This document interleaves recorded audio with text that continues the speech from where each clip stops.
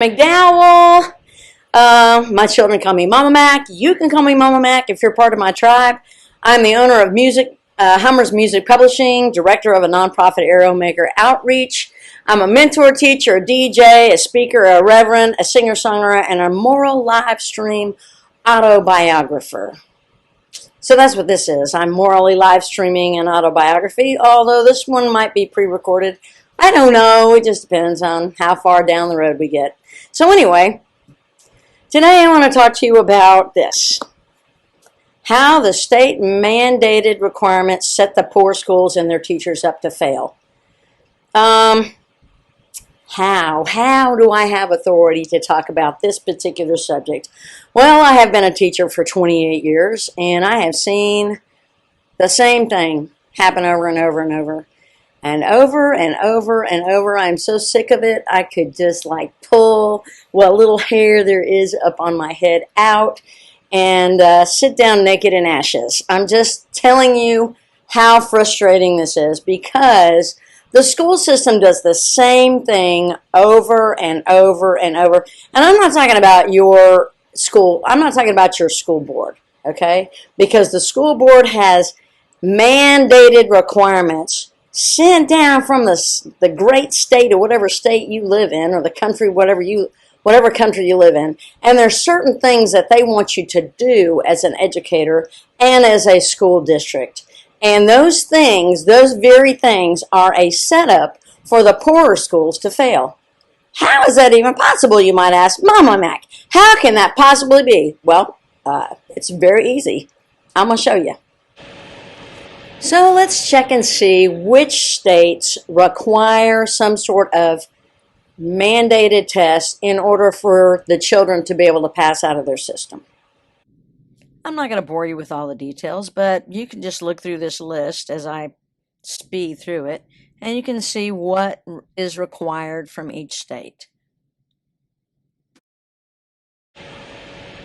Now, if you notice, there probably is no state that does not have at least some test or another that makes them test kids in some way or another to see if they have reached a certain level of understanding. Now, I want you to remember a certain level, okay? Because it's super important. I'm going to reenact what happens over and over again every year with poor children attending Title I schools. Title I schools are facilities whose students and families are living below the national poverty level. I teach at a Title I school and have for 20 years now. Watch this. After the test results come in, the state says to the students, teachers, and school, "Your students have failed the LEAP test. You are a failure." I just don't understand this. My son has been in your class all year long. He's made A's and B's, and he's been getting good report cards. How did he flunk the LEAP test? I just don't understand it. He worked so hard all year long, and he was doing really good. I don't understand why he didn't pass. I mean, he was reading at a kindergarten level when I got him, and now he's reading at a second grade level. I don't know why he didn't show some growth between last year and this year. I just don't understand why I did my very best. Well, you see, you didn't meet your student growth target, your SLT, because even though your students grew, and we so appreciate you for everything that you've done, for all those meetings, for staying after school, for doing virtual lessons, we so appreciate that. We don't want you to think we're not appreciative. But you see, you did not make the target set by you and the administration at the beginning of the year. Your students did not make it. Many of your students didn't make it. Like these 5 right here, they didn't make it. But I don't even understand how this could be my fault, because these children that you just mentioned, 4 of them weren't even in my class for 20 days out of the year. They were gone. They never even showed up for class. And the last one was here for class, but he was in suspension. Well, be that as it may, you didn't make your target, and I'm sorry, but the numbers just don't add up. I understand, but these are just circumstances beyond anyone's control at this point, and I'm afraid that not only will you not make your bonus because you obviously didn't make your growth target, um, you're going to be put in immediate remediation for teachers. We'll give you some more training. This, of course, is going to take a little bit more of your afternoon, say just 2-3 hours a day, tops.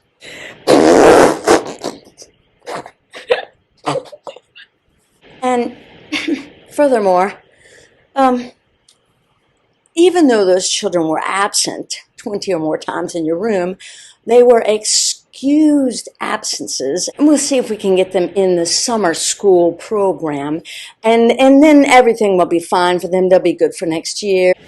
So here's the crux of the whole problem. First of all, the state, let's just take the state of Louisiana because I'm pretty familiar with how things run there.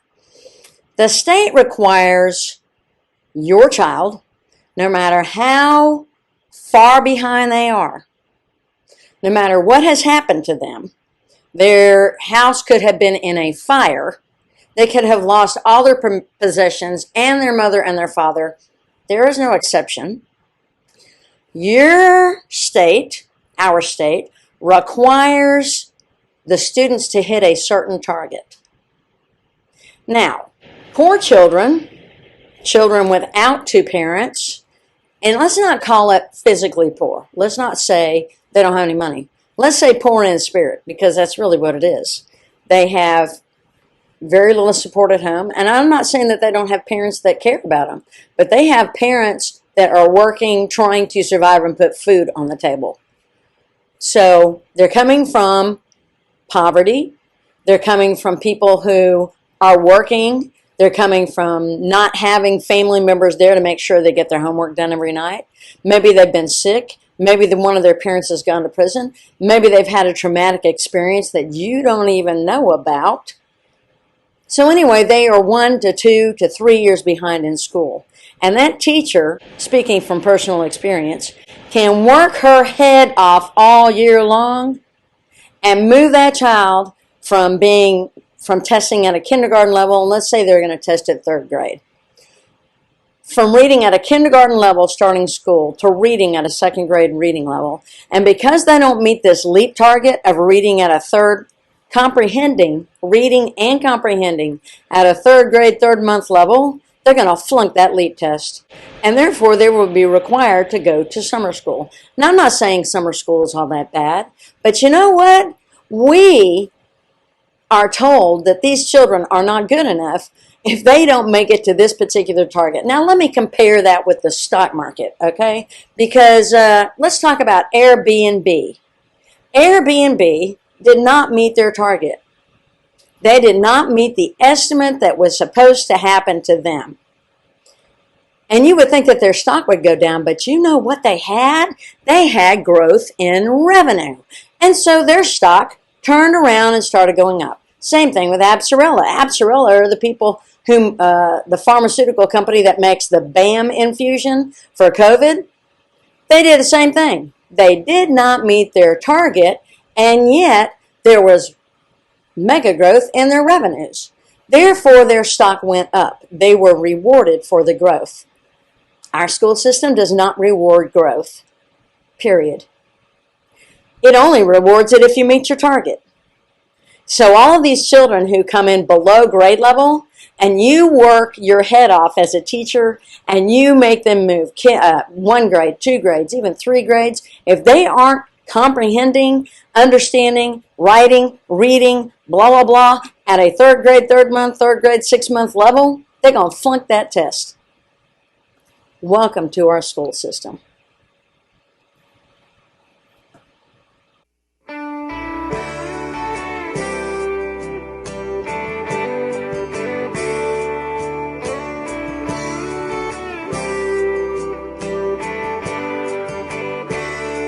See that old man on the corner, he's there all the time. trying to help those homeless kids who run away from their old lives.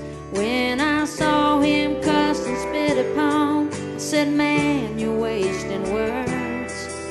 He shook his head, smiled and said, there's one thing I've learned. I cast my bread upon the water. I cast my bread upon the sea. And after many days, it will return to me.